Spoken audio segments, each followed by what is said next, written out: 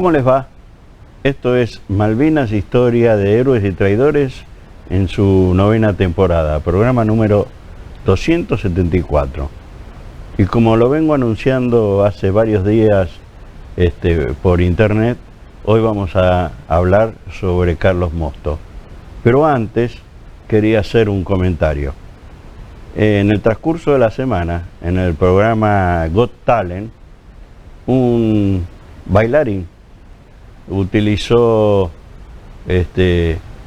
algo que para mí es emotivo, que es hacer un baile sobre Malvinas, que realmente primero lo que hizo fue tocar el sentimiento de la gente que estaba ahí y del jurado. El baile me pareció bien porque la música era un tema de Patricia Sosa que trataba sobre una carta de un soldado, pero lo que no me gustó, y lo hice saber, es el final del baile donde el soldado agarra el fusil que había dejado en el piso, empieza a disparar y entonces tira el fusil como que lo matan. Cae, agarra un papel y se va arrastrando hasta la mochila para dejar la carta. Esa parte es la parte que no me gustó y le expliqué por qué no me gustaba. No me gustaba no porque estuviera mal hecho ni porque hubiera bailado mal, sino porque había 649 familias que volvían a revivir y veían por primera vez cómo podría haber muerto su hijo o su hermano o su novio. No fue así. Los soldados combatieron y no estaba como esto lo querían mostrar en el programa. Por supuesto que votaron que sí, apretaron el botón dorado y todo lo demás. Y me vino una lluvia de reproches y qué sé yo, porque había que recordar a Malvinas. Entonces yo dije, mire, es fácil recordar a Malvinas. Buscan algún veterano en su barrio, averigüen dónde vive y una vez por mes pasen por ahí para saludarlo o para preguntarle si está bien. ¿No tienen veterano en su barrio? Busquen alguna foto o algo de Malvinas, un escudo de Malvinas, y una vez por mes publíquenlo en su página de Instagram o de Facebook, y con eso también recuerdan a Malvinas. ¿Quieren hacer algo mejor todavía? Mire, hagan como hicieron en San Rafael, Mendoza. Se juntaron todos los vecinos, le presentaron al Consejo Deliberante un pedido para que la casa de donde vivían los veteranos de guerra que vivían ahí en San Rafael, Mendoza, tuviese una placa que dijera: aquí vive un veterano de guerra, y el nombre del veterano de guerra. Y lo lograron y lo pusieron. Usted va a San Rafael, Mendoza y se va a encontrar con casas que tienen esa placa. Así que ese era el motivo del Got Talent.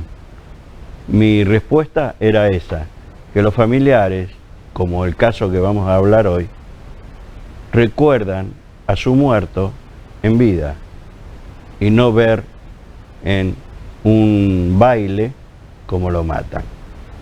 Hoy vamos a hablar de Carlos Mosto y la historia de Carlos Mosto. Carlos Mosto pertenecía a la Brigada de Infantería Mecanizada Teniente General Lavalle, que en ese entonces tenía su base en La Plata. ¿Cómo llego yo a ese lugar? Bueno, yo había hecho el servicio militar 10 años antes en la 10ª Brigada. Y entonces un día se me dio por preguntar si la 10ª Brigada estaba en Malvinas y me dijeron sí, está de Modibrook hacia un costado. Así que decidí ir hasta allá a ver si encontraba alguno de los suboficiales que me habían tenido zumbando durante mi servicio militar. Y me encontré con uno. Ustedes lo vieron la semana pasada, el reportaje al sargento primero Pizarro. Y entonces, estando ahí, me cuentan de que había un soldado que había sido herido, el soldado Díaz Rolón. Y entonces le hago el reportaje al soldado Díaz Rolón y el soldado cuenta que el que lo había ayudado era el soldado Mosto. Automáticamente giro la cámara, lo tomo a Mosto y Mosto cuenta. Bueno, hicimos, le pusimos un paquete de curaciones, le frenamos la herida, que tenía en la cabeza y lo trasladamos al hospital. Hasta ahí era la nota, solo sabíamos de Mosto y del soldado Rolón. Un día después, en el mismo lugar, cae una bomba y el soldado Mosto muere. Esta es una parte de la historia, y la otra parte de la historia comienza en el año 2002, cuando Jorge Lanata me invita a uno de sus programas de televisión. En aquel entonces tenía un programa diario, y entonces para un 2 de abril invita primero a un ingeniero que era el que había comprado las factorías en las islas Grimviken para desarmarlas, y que fue lo que desató todo lo que vino después. Después invitó a un fotógrafo, Bollman, que mostró fotografías del 2 de abril y otras fotografías más. Y por último estaba yo. En el medio estaba invitado Berbisky, que presentaba su libro sobre la guerra de las Malvinas. Y yo dije, pero si Berbisky nunca estuvo en la isla. Bueno, él publicó un libro y encima cada vez que hablábamos alguno de nosotros nos contradecía o ponía más información de la que nosotros estábamos dando. Así es Berbisky. Pero bueno, vamos a esta primer parte. Primero van a ver un pedacito donde Lanata, ya terminábamos el programa y dice, bueno, vamos a ver las imágenes, y termina con el reportaje de Mosto. Así que cuando quieran, veamos el video.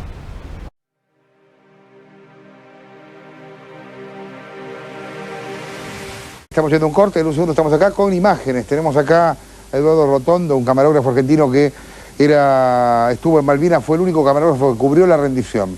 En un segundo.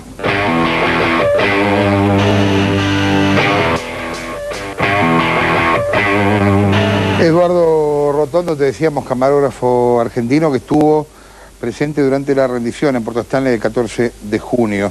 Vamos viendo material y me vas contando qué es. Bueno. A ver, dale, vamos con lo primero, que es Comando 601 en Misa.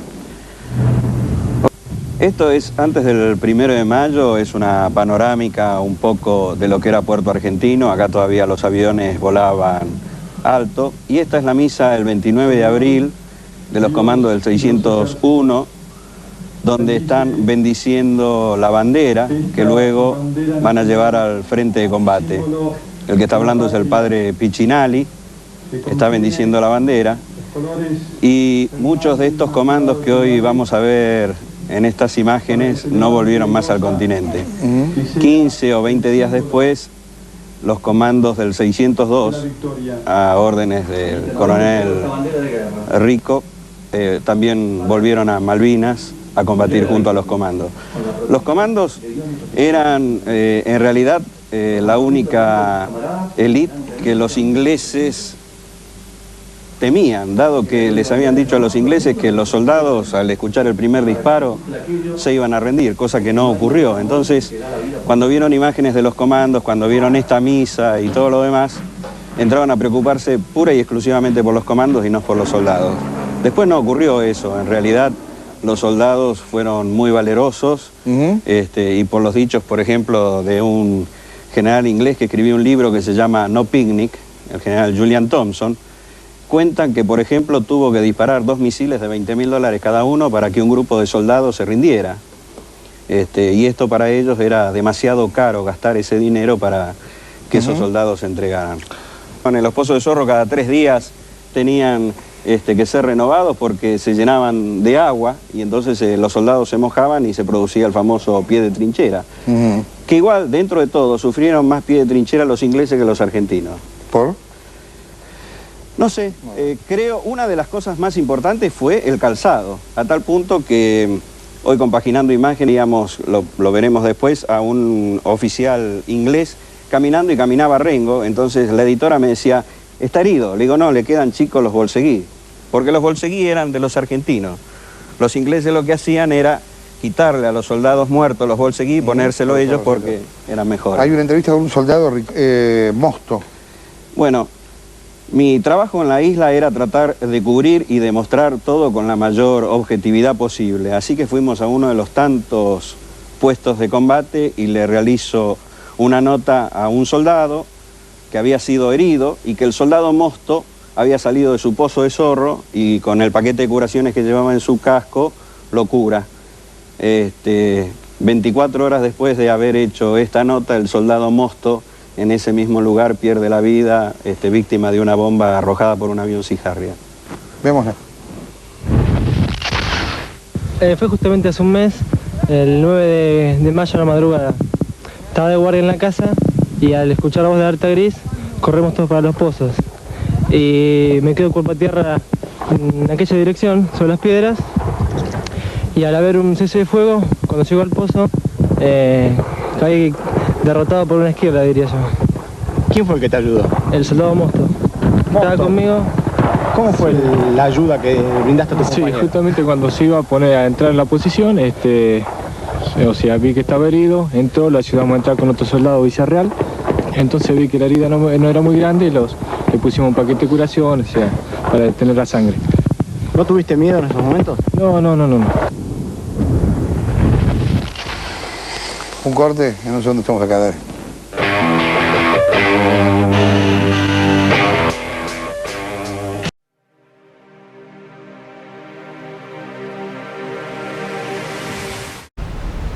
Bueno, hasta acá la primera parte de la historia de Mosto.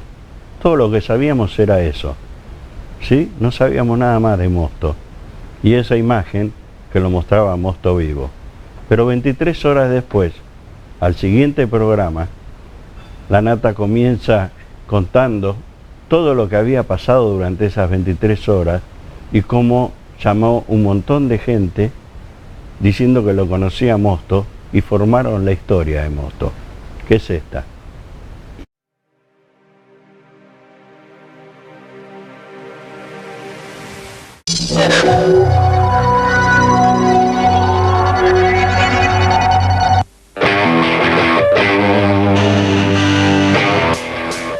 Nueve de la noche. Mirá lo rara que es la tele a veces. Ayer pasamos imágenes que nunca se habían visto de Malvinas. De dos tipos. Por un lado, fotografías con Bollman, con un fotógrafo que había estado cubriendo casi toda la guerra. Y por otro lado, con Rotondo, un camarógrafo, imágenes en movimiento, imágenes, ¿no?, de cámara. Una de esas imágenes contaba la historia de un soldado que había muerto al día siguiente, el soldado Mosto. Nos llegaron entre anoche y hoy 5 mails referidos al tema Mosto. Primero, quien fue su novia. Estaba mirando la tele anoche. Verónica Toller, de Gualeguaychú, Entre Ríos. Por favor, no dejes de atenderlo, acá te pido. Mi nombre es Verónica, somos colegas, soy periodista desde hace más de 16 años. Acabo de ver tu programa, vi la entrevista que le hiciste a Rotondo. Y cuál no sería mi sorpresa, empecé a los gritos y llamé a toda la familia cuando escuché que nombraban a Carlos Mosto y pasaba una entrevista con él. Carlitos, así le decíamos, era mi novio. Estudiaba medicina en La Plata y tenía 23 años cuando la guerra. Te cuento que él no tenía que ir a Malvinas, fue como voluntario en lugar de otro chico que al ser elegido al azar mostró miedo o por alguna razón no quiso ir. Demostró allá valor, amor argentino, ayudó a muchos, no perdió la fe en Dios. En sus cartas hablaba de que se acercaba el momento en que tendría que ver la cara de su hermano enemigo, esto está entrecomillado, y esto también. Y le pido, decía Mosto, a Dios que me dé fuerzas en ese momento. Yo tenía, dice Verónica, 18 años cuando él murió, el 11 de junio de 1982. La entrevista grabada por Rotondo es de mayo, y alguna vez hace mucho tiempo la vi.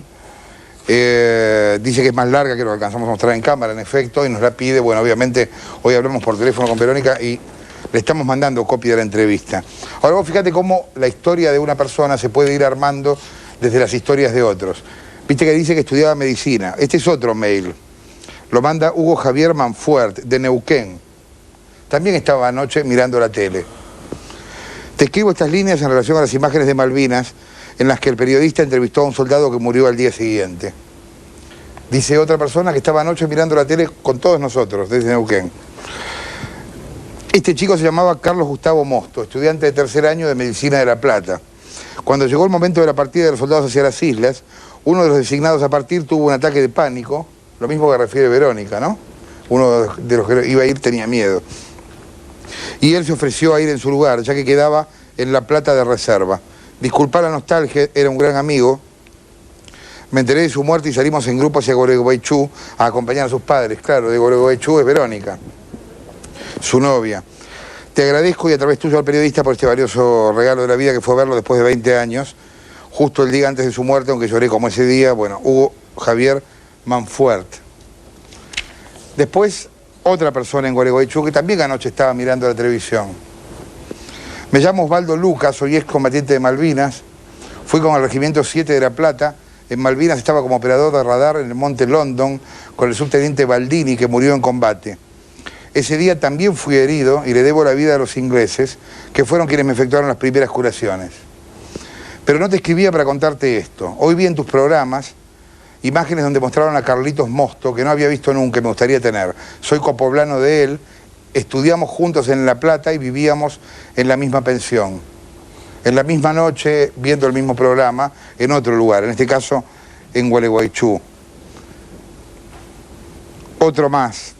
Isabel Facio, desde Capital, desde Buenos Aires, residente en Gualeguaychú. Les escribo para agradecerles como gualeguaychuense, wow, el segmento del programa de ayer en que mostraban al soldado Mosto caído en Malvinas. Y otra más que voy a leer entera, de Rafael Mayo, un maestro, que dice: es muy fuerte lo que me sorprendió en la pantalla. Esta noche usted editó imágenes de un soldado en Malvinas que se llamaba Mosto. Pertenecía al comando de la 10ª Brigada de Infantería Mecanizada, Teniente General Nicolás Levalle, de La Plata.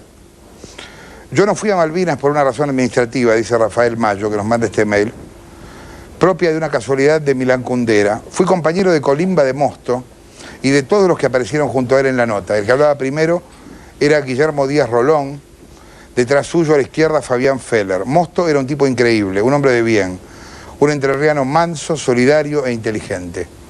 Todavía no entiendo que Mosto esté muerto. Me da una gran indignación que tengamos que hacer homenajes a gente como Mosto, puesto que el mejor homenaje para él sería que pudiese estar trabajando hoy y tener una familia, tal como lo hacen Díaz Rolón, Fabián Feller, Juan Pablo Valdés, Juan Pablo Auge y tantos otros. Yo mismo, inclusive, que no fui al campo de batalla. Quedé como soldado en el cuartel de La Plata, hacíamos una guardia absurda. Recibíamos las donaciones que traía la gente todos los días. Viejitas que tejían bufandas de lana, un tipo con una fábrica de guitarras que trajo 6 u 8, otro que tenía un almacén y dejaba alimentos, y así seguiría una lista interminable. Ya de pibes sabíamos que esas donaciones no iban a llegar a destino. Será por eso que tampoco nos impresiona que hoy no esté el dinero de los ahorristas. Imagínense lo que era para un pibe de 18 años salir del cuartel después de estar 48 horas pegado a la radio, escuchando informaciones y contrainformaciones sobre sus compañeros, entrañables compañeros, camino a su casa de Franco y ver cómo todo el mundo salía a bailar, a sentarse en la mesa de los bares los viernes y sábados por la noche, indiferentes a todos. Era el no bombardeo en Buenos Aires de Charlie, pero mal interpretado, literalmente mal interpretado. Los soldados estaban en una guerra de verdad y acá, más allá de lo que muchos creen, la gran mayoría no vivió una guerra. Vivió un partido de fútbol y la rendición fue como si no hubiésemos pasado a los cuartos de final. En mi generación, dice Rafael Mayo en un mail que nos manda, desde muy chiquitos vimos los tanques en la calle sacando presidentes. Y los argentinos se mataron unos a otros y nosotros terminamos el colegio. Otro día nos mandaron a la guerra y después nos recibimos de algo en la universidad y comenzamos a trabajar y nos bonificaron los ahorros y seguimos trabajando, ahora con hijos, y nos privatizaron y comenzamos a construir nuevamente el futuro y nos defoltearon y nos especificaron y seguimos poniendo el despertador para levantarnos cada mañana y trabajar con sentido de dar. Además de mi profesión libre, soy profesor universitario, me siento bien devolviendo a la comunidad lo que ella me dio. Intento colaborar para que haya más argentinos pensantes, críticos, con amor por lo que hacen. Y en esta tierra, dice Rafael, yo me quedo, porque algún día quienes dirigen el país comprenderán que bajo los escombros de todas las demoliciones está la tierra fértil de quienes solo sabemos construir con respeto y solidaridad hacia el prójimo. Y este país está lleno de esa gente. Ahora, después del default, la especificación y otros abusos, solo queda asumir y comprender que seremos muchísimo más pobres, medido en plata. Ahora, justamente, entonces, mirá lo que dice Rafael, está muy bien. Es tiempo de enseñar a los argentinos que el sentido del éxito es otro muy distinto al de la imagen y al mero bienestar personal. Ahora resta comprender que o estamos todos bien o nadie puede estar del todo bien. No hay que refundar el país. El éxito es algo bien distinto a la casa en un country o a un 4x4. Es mucho más íntimo, más desprendido, menos material, más social y más solidario. No hay que refundar el país, simplemente hay que volver a encontrar la senda de quienes lo fundaron por primera vez. Es tiempo de que vaya llegando una justicia muy paciente, muy sabia, muy prudente y muy oportuna. Ahora me despido porque es tarde y mañana tengo que salir a trabajar temprano. No pretendo que lea mi carta al aire. Lo saluda muy atentamente Rafael Mayo. Mira vos anoche, todos los que estábamos juntos, sin darnos cuenta, mirando una historia, la del soldado Mosto, que es este tape que sigue ahora. A ver.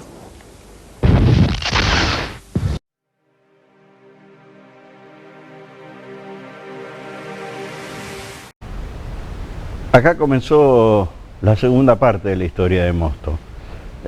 Tengo muy poco tiempo y quería que ustedes escucharan un poema. Quizás la semana que viene le termine de contar a raíz de esto, de que saliera este programa con esa imagen, todo lo que sucedió después. Pero la gente de Got Talent, quiero que escuchen este poema, porque no solamente bailando se puede recordar a los veteranos de guerra. Este está escrito por el doctor Ramón Boya y las imágenes me las dio la Comisión de Familiares de Muertos en Malvinas. Cuando quiera.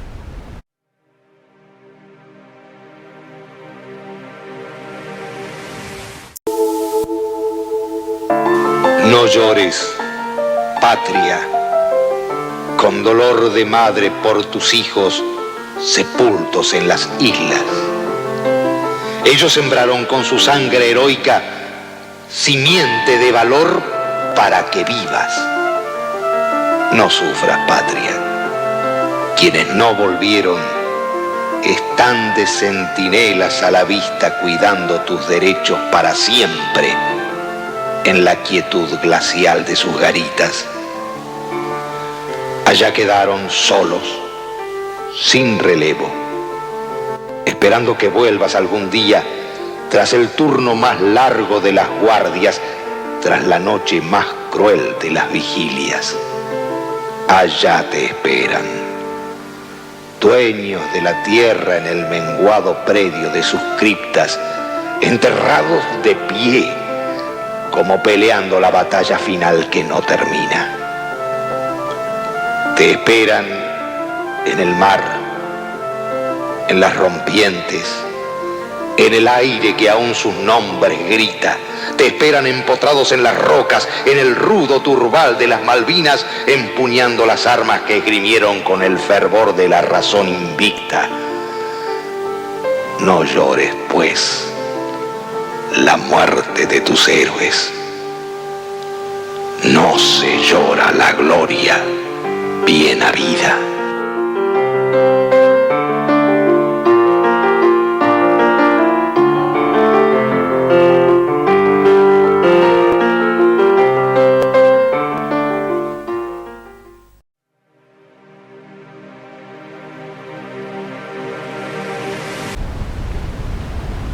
Esta es mi manera de homenajear a los veteranos. Me quedé sin tiempo, me gustaría hablar mucho más, pero lo hacemos la semana que viene y me despido hasta la semana que viene, como lo estoy haciendo últimamente. Las crónicas de la guerra por el propio suelo no tienen final. Dios y patria, o muerte.